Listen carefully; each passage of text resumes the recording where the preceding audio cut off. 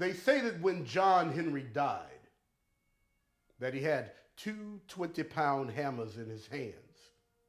You see, old John Henry had just raced a machine through a mountain. Now, that mountain was as hard as hurt feelings, but John Henry had bet the work crew's pay on the fact that a man was better than any machine. And he beat that machine, too. Old John had them hammers going in such a whirl, all you could see was wind and a rainbow. But when he got through to the other side, he just stood there with them two hammers in his hand. He looking up at the sun and smiling. Then he fell over dead.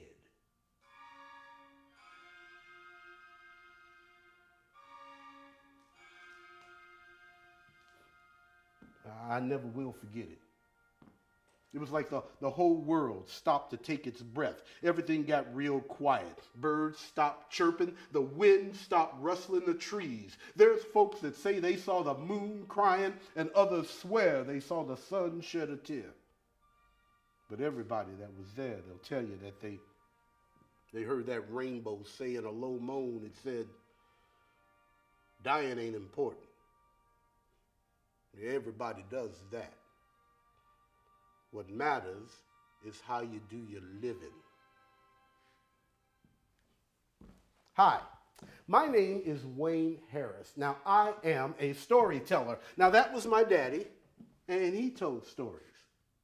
And I suspect that most of you here, whether you know it or not, are storytellers too.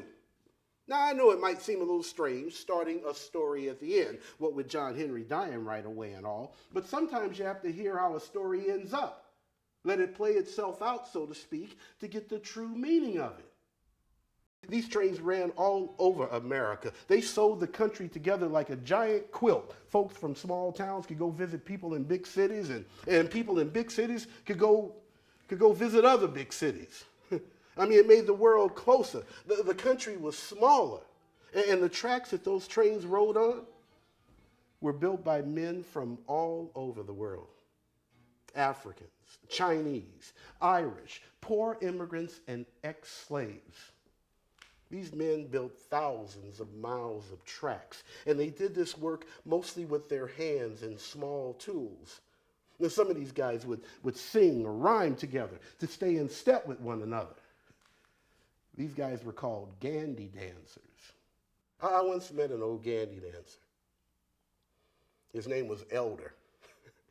He was sitting on his old bench, you know, and his dark face was as black as that moment just after you turn your lights out in your bedroom at night. But his eyes sparkled like cinders popping in a fireplace. Yeah, I never will forget it. See, now I need to work on them rail lines. Yeah, that'd be some hard work.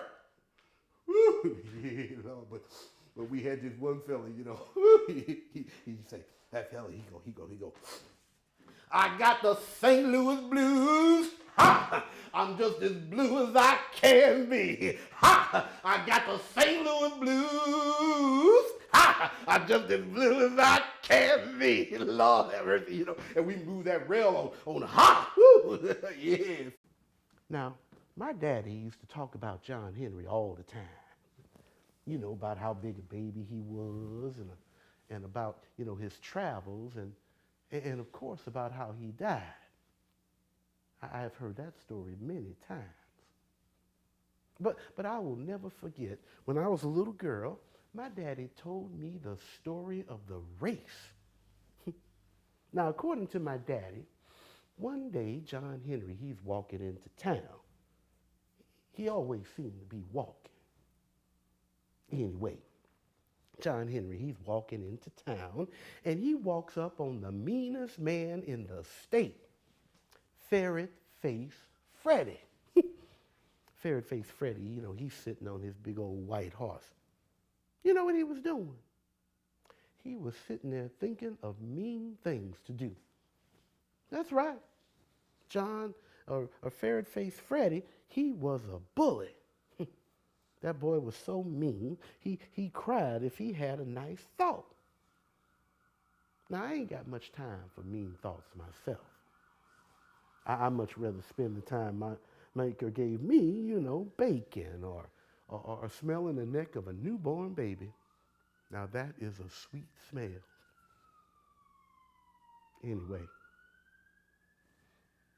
John Henry, he goes up to ferret-faced Freddie and he says,